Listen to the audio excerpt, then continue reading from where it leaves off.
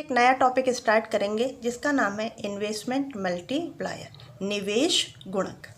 हाँ बच्चों, अगर हम चाहते हैं कि हमारी इनकम बढ़े, इकोनॉमी में level of income delta Y increase करे, तो उसके लिए हमें क्या करना पड़ेगा? हमें कुछ इन्वेस्टमेंट करना पड़ेगा। Delta I, change in investment. अगर हमने 10 रुपये का इन्वेस्टमेंट किया और 10 रुपये के बराबर ही हमें इनकम मिली, तो इसमें हमारा कोई प्रॉफिट नहीं होगा। हम इन्वेस्टमेंट इसलिए करते हैं ताकि जितने अमाउंट का हमने इन्वेस्टमेंट किया है उससे ज़्यादा हमें इनकम अर्न हो सके।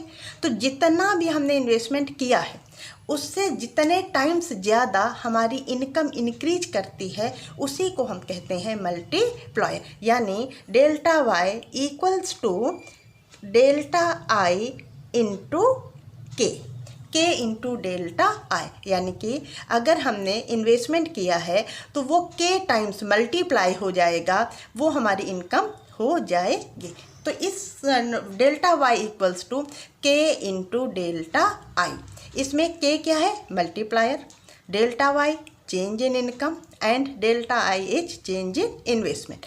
हम इस फॉर्मूले से के का वैल्यू निकालेंगे तो K equals to delta Y upon delta I, where K is investment multiplier या मल्टीप्लायर। अगर किसी इकोनॉमी में इन्वेस्टमेंट 10 रुपीज़ का है, 10 लाख रुपीज़ का है, level of income change in income 30 lakh हुआ है, then what will be the value of multiplier K, ये फाइंड आउट करना है। तो इसके लिए हम मल्टीप्लायर का फॉर्मूला लिखेंगे K equals to delta Y upon delta I, and here delta Y is 30 lakh and delta I is 10 lakh. So 30 by 10 equals to 3. K equals to 3. Value of multiplier is 3. That means हमने जितना भी investment किया है 10 लाख का, वो 3 times multiply हो जाएगा और हमारी इनकम जो है वो हो जाएगी 3 इंटू 10 इक्वल्स टू 30। अब हम बात करते हैं कि हमारा मल्टीप्लायर किस प्रकार से काम करता है। That means working of multiplier. देखो बच्चों, सबसे पहले हम क्या करेंगे? डेल्टा आई यानी कि चेंज इन इन्वेस्टमेंट, एरो ऊपर की ओर इंक्रीज को शो करेगा। That means in economy if level of investment is increased, then इसका क्या इफेक्ट होगा? Level of income delta Y will also increase, and with increase in income consumption will also increase in the economy. That means aggregate demand. Consumption is the component of aggregate demand. Aggregate demand बढ़ेगी। जब मांग बढ़ेगी तो उस बढ़ी हुई demand को, बढ़े हुए कंजम्पशन को फुलफिल करने के लिए प्रोड्यूसर्स इन्वेस्टमेंट बढ़ाएंगे, और जब इन्वेस्टमेंट बढ़ेगा तो फिर से इनकम इंक्रीज करेगी, फिर इनकम इंक्रीज होगी, फिर कंजम्पशन बढ़ेगा, फिर इन्वेस्टमेंट बढ़ेगा, फिर इनकम बढ़ेगी। तो ये प्रोसेस इसी तरीके से कंटिन्यू रहेगा। इसी को हम कहते हैं working of multiplier. Now we will discuss about the relation between K and MPC, K multiplier and MPC marginal propensity to consume. इन दोनों के बीच में क्या रिलेशन है ये देखते हैं। मल्टीप्लायर निकालने का एक और फॉर्मूला है, वो होता है K equals to 1 upon 1 minus MPC, और हम जानते हैं कि 1 minus MPC is MPS। That means K equal to 1 upon 1 minus MPC can be written as K equals to 1 upon MPS. Now we will discuss relation between MPC and K और MPS तथा K, दोनों का K के साथ में क्या relation है इसकी स्टडी करेंगे। हाँ बच्चों, आपको एक शेड्यूल दिख रही है। कॉलम नंबर 1 में MPC शो किया गया है, जबकि कॉलम नंबर 2 में हमने K मल्टीप्लायर को शो किया है। मल्टीप्लायर निकालने के लिए फॉर्मूला 1 अपॉन 1 माइनस MPC का इस्तेमाल करेंगे। MPC आप जानते हैं 0 से लेकर 1 के बीच कहीं भी कुछ भी हो सकती है। 0 है MPC, उसके बाद बढ़कर 0.25, देन 0.5, देन 0.75 और लास्ट में 1 हो जाती है। इन वेरियस MPCs पर वैल्यू ऑफ मल्टीप्लायर क्या होगा ये हमने निकाला है इस शेड्यूल में। देखिए, अब k equals to 1/1 minus MPC, तो फर्स्ट MPC कितना है 0, तो k equals to 1/1 minus 0, that means 1/1 equals to 1, तो k का वैल्यू क्या हुआ 1।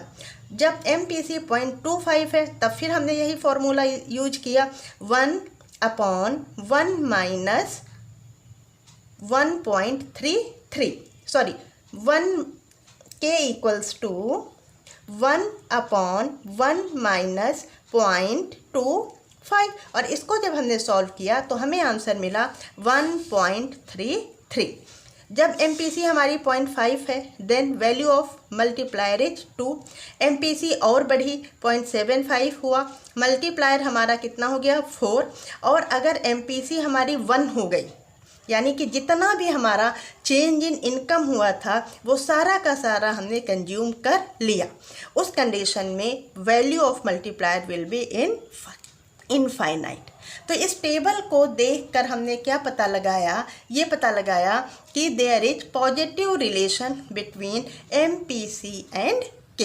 MPC और मल्टीप्लायर के बीच में डायरेक्ट रिलेशन होगा, पॉजिटिव रिलेशन होगा।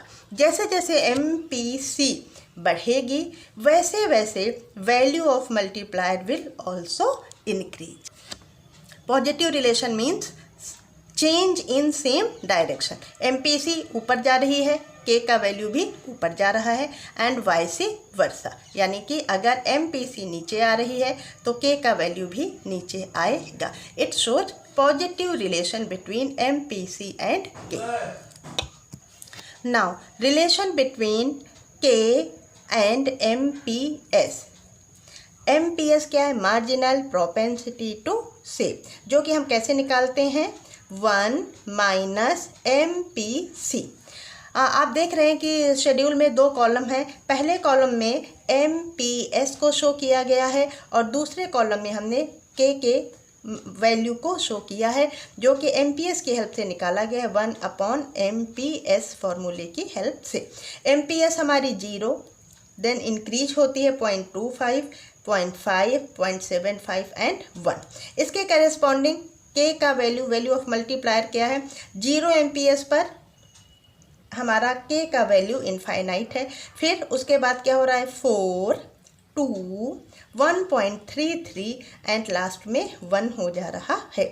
यानी कि जैसे जैसे हमारा MPS बढ़ रहा है, जैसे जैसे MPS बढ़ रहा है K का वैल्यू क्या हो रहा है, घट रहा है। MPS हमारा जब 0.25 था, 0.25 से बढ़कर 0.5 हुआ, देन अगेन इंक्रीज करके 0.75 हुआ, वैसे वैसे K का वैल्यू हमारा कम होता जा रहा है। It shows negative relation between K and MPS where K is multiplier and MPS marginal propensity to save।